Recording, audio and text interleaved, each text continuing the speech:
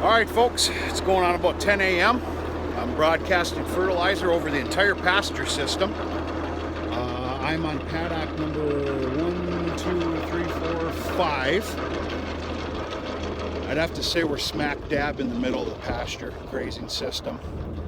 It does go a little beyond that hill, but this is the brunt of it. I don't know if you can see it, but I almost got myself in some pretty good trouble right here with the ground being pretty soft.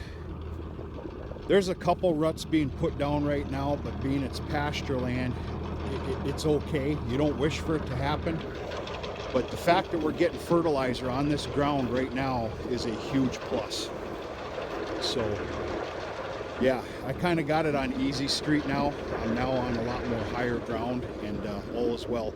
I got 1, 2, 3, 4, 5 more paddocks to go.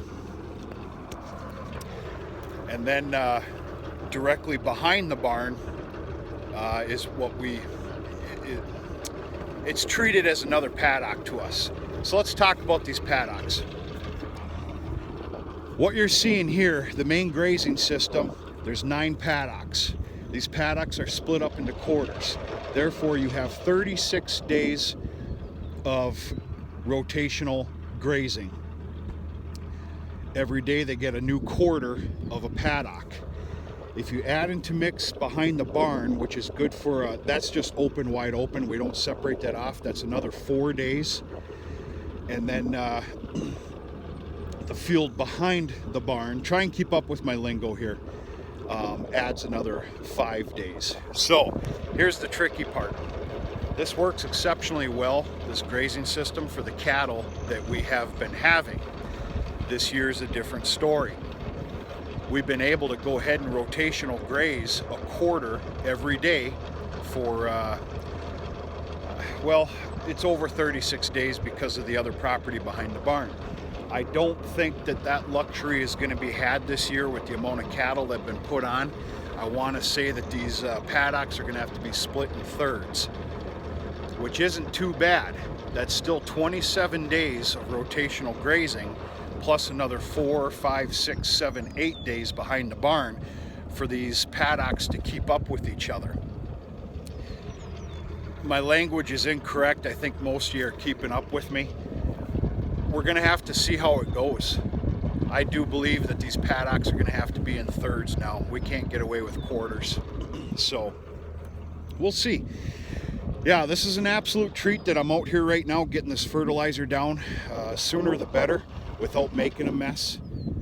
I have put some ruts in, but it's not the end of the world. It's worth it being out here this early. So yeah, some good stuff. Safety first. Of course, I kept the PTO running. I actually wasn't going to take a video here real quick, but let's take a look at this.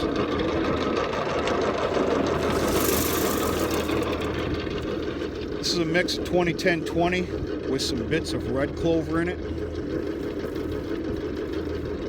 It's an 8,000 pound mix with 100 pounds of red clover, and it does a good job.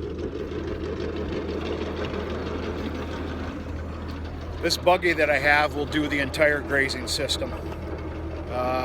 If I had to do over again with how heavy this buggy is, I probably would have done it in 2 different deals, because she's heavy. She's dwindling down. It's about half full right now, but it's a heavy beast. So yeah, let's go for a small ride.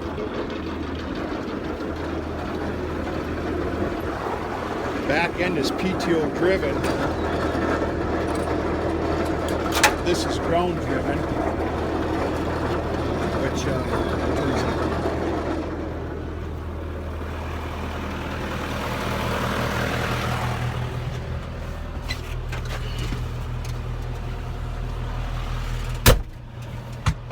I already put an order in for another buggy. I'm gonna hit 40 acres worth of some hay ground, because there's easily 40 acres that's acceptable right now to get in there and not make any ruts.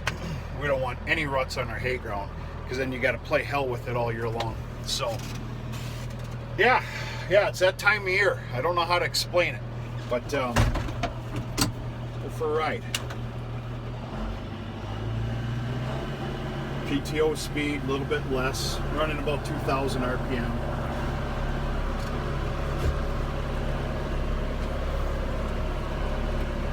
You can figure on about a good healthy 30-foot swath of fertilizer per pass. A lot of it's a little bit of a guessing game, but you keep tabs on it, you can get it about as close as you should be.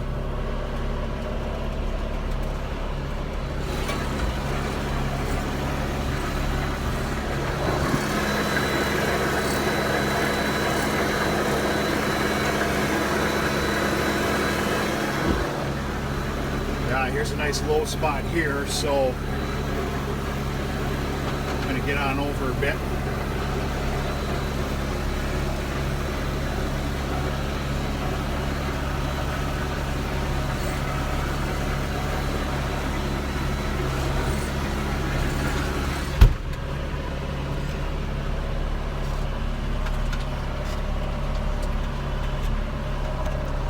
I've opted not to go after the alfalfa fields today. They could use a couple more days of dryness, which we have.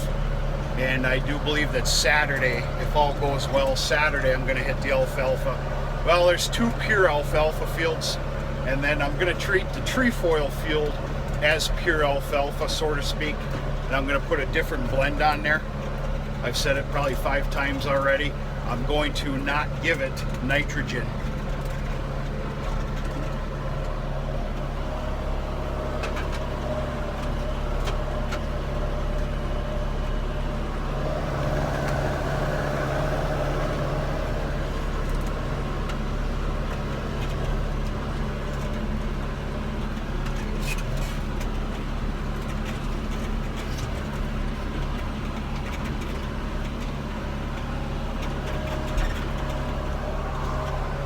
So I'm not going to recite the expense of this. I really don't care to talk financials.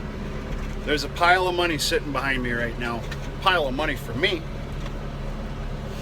I would only hope for a lot of other people as well, that or you've done too damn good in life, and pat on the back to you. You can't not spread fertilizer on a grazing system. If I want these cows and these heifers and these calves to basically eat for free for 5 months plus, possibly, fertilizer has to be put down, bar none. We treat our hay ground the same way, except for a couple of places there is no fertilizer. Maybe it's an every other year thing, because we only look to take the first crop off of it. So it's one of those expenses that's a pain in the butt, but you can't not do it, period. For us, anyway. I really haven't been out to the grazing system much here this spring until now, and I can tell you right now there is a lot of fence fixing to do. This fence system took on some pretty bad hell this winter. Not to mention the deer. The deer like to run into the fences while they're running full speed and knock them down. There's a lot of fence maintenance to do here this spring, and it needs to start immediately. Not just new posts either, a lot of new wire, but it's the same thing every year. It's to be expected. So